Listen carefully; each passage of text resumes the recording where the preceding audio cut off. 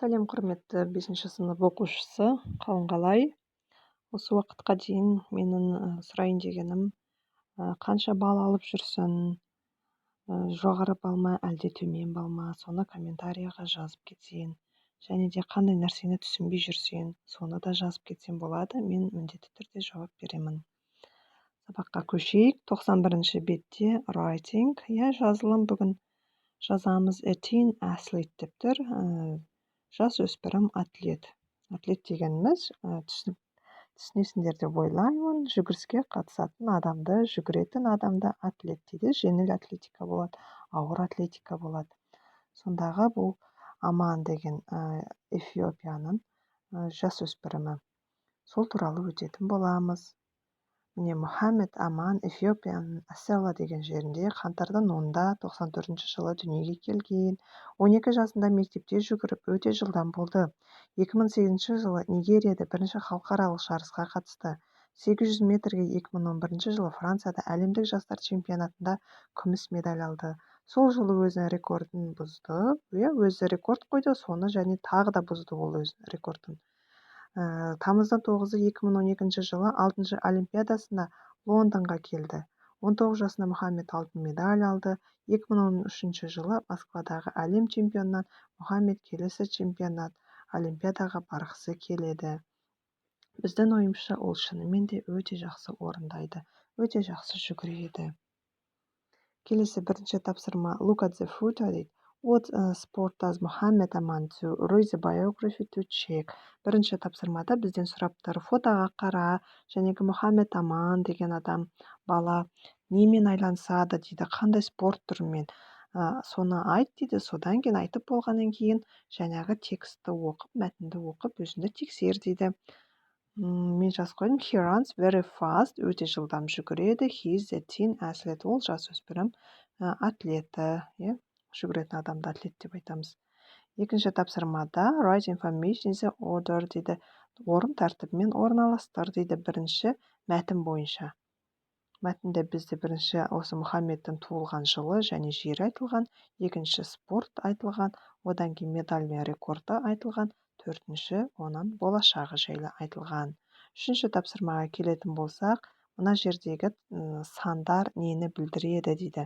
Мұхаммедтің жәнегі өмірбаянын оқып, соның қайтадан жаз дейді. 2008 жылы оның Нигериядағы бірінші жарысы өтті. 19 жасында ол алтын медаль жеңіп алды. 2011 жылы күміс медаль жеңді.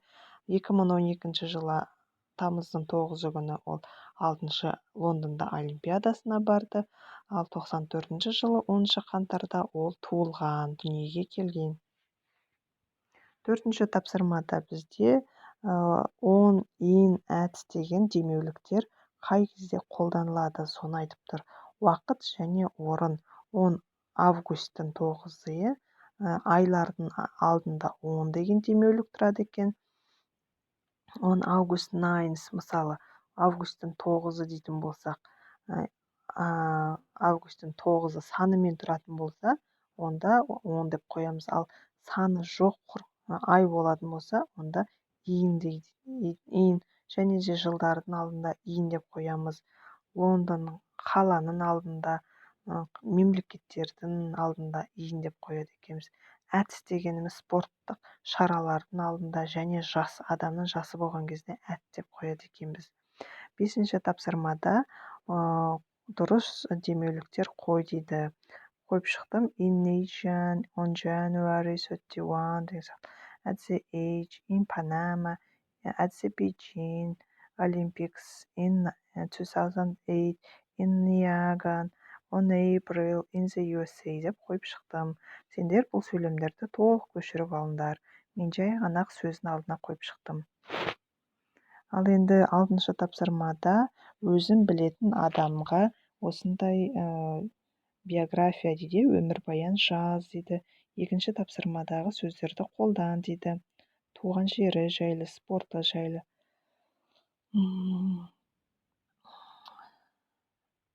Рыпакова жайлы жазды. Мен ол атлетика дейді. Аслет тоже. Мына 7-ші тапсырмада Writing бізде жазылым, биография туралы жаз деді. Мен Ольга Рыпакованың қысқаша ғана жазып шықтым. 8-ші тапсырмада иә, жоқ деп айта аласың ба дейді. Иә деп айта аласың ба дейді. Сен 6-ші тапсырмадағы биографияны have you got information from exercise in your biography? Сен өзінің биографияңда 6-шы тапсырманы қолданып жасай алдың ба дейді. Иә. Have you got the correct preposition of time and the place? Сен уақыт және жер, мекен демеуліктерін дұрыс қолдана алдың ба дейді. Иә. Осымен сабақ аяқталды. Қош сау болыңдар.